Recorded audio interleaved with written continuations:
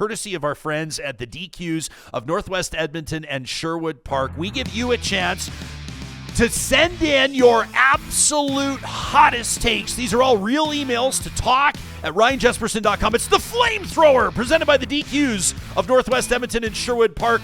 Carolyn writes in from Calgary. She says, Jespo, my husband is pretty much the greatest human that anybody has ever met. However, Jagmeet Singh with his hair down is the hottest fucking thing I've ever seen in my life.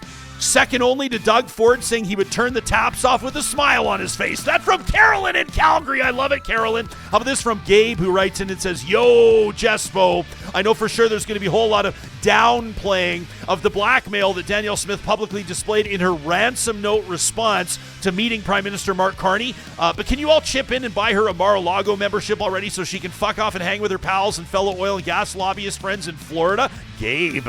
He says, did the Liberals mess with the equalization payment formula, or are the people of Alberta too stupid to know how all that works? Gabe, geez. Says, did all of Canada have to buy a $30 billion pipeline for Alberta oil? I forget. Are all Canadian taxpayers going to be on the hook for the hundreds of billions of dollars in current oil and gas liabilities in Alberta alone, or was that part missing from the Premier's ransom demand? Why is your Premier, I don't know where Gabe lives, why is your Premier too much of a coward to say Donald Trump's name in press conferences instead of saying that Ottawa and tariffs are the same danger to Alberta's economy? Very bold move to pull out of a statement demanding oil and gas pipelines all over Canada in every direction, and then when asked what Alberta will give in return, basically tells the rest of the country to go to hell. So much bitching and complaining about the history of shitting on Alberta's tar sands. Y'all chose to have the only one golden goose that shits minimal royalties that your entire budget is dependent on. The rest of Canada didn't do that to you. Ontario's going to get demolished economically if the auto sector goes to hell.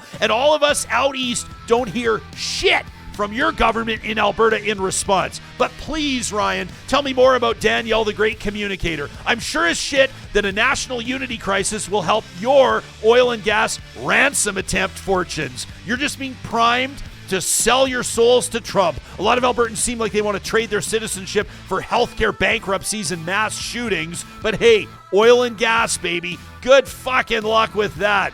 From Gabe. That might be the hottest flamethrower of all time, as a matter of fact. How about this from Russ, who says, let's talk about Pierre Poilievre for a minute. His latest strategy of not allowing media to travel with him on the plane during the campaign.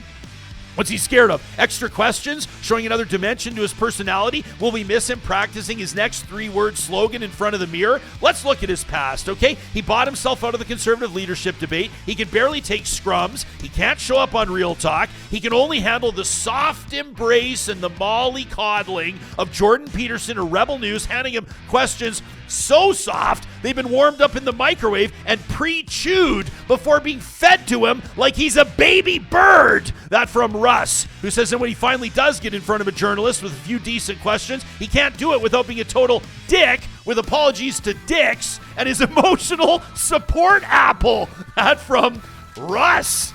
Not messing around this week, Real Talkers. Gerald says, maybe I'm wearing a tinfoil hat, but every single person in Donald Trump's ecosphere, have they quietly or loudly embraced Pierre Poilievre? All the Trump-aligned media embraced Pierre Poilievre. Hell, Joe Rogan's already attacking Mark Carney. But all of a sudden, Donald Trump doesn't like Pierre Poilievre? Gerald says, I don't buy it. I think this is a ruse. Because I think that Donald Trump is unpopular in Canada right now, and he's trying to protect Poilievre, and maybe I'm wearing a tinfoil hat, but I'm not buying it one bit. That from Gerald. RMC writes in and says, yo, you guys, what's more important for Canadian voters to know before the 28th of April election day? What Mark Carney earned, or whether or not Pierre Poilievre is a Russian asset? RMC says, I'll just leave that there. And what about this from Lance, who's bringing us all back together? Lance says, you are not your vote. If there's one thing I wish we could all do, is that we understand that you cannot understand any person just by the way they vote. I'm so tired of people saying that others are, insert negative comment here, just because they lean politically different than you. I'm so tired of hearing politicians talk about the evils of other politicians instead of the strengths of the policies they offer. We're not stupid. Lay out your positions clearly. We can all figure out what fits best for us at this moment in time. If only people could keep who they're voting for private. All that said, says Lance, Please do get out and vote, everybody. I don't care who you vote for. The sacrifice for democracy and freedom by generations before us ensure that I will support however you vote, even if I vote differently. That from Lance. I'm voting for both Randys. I don't mind it. You need 2 lawn signs? I know where you can pick them up. The Flamethrower is proudly presented by the DQs in Palisades, Namao, Newcastle, Westmount, and Baseline Road. When you swing by this weekend to pick up a Flamethrower signature stack burger, you let them know Real Talk sent ya. Hey, coming up on Monday, we expect the election will be called. We will hit the ground running, and we're going to announce a couple of partnerships. Hey, just a quick hint. We're going to ask you to subscribe to another podcast. A brand new podcast. A podcast you've never heard of yet. Details coming up in a couple days.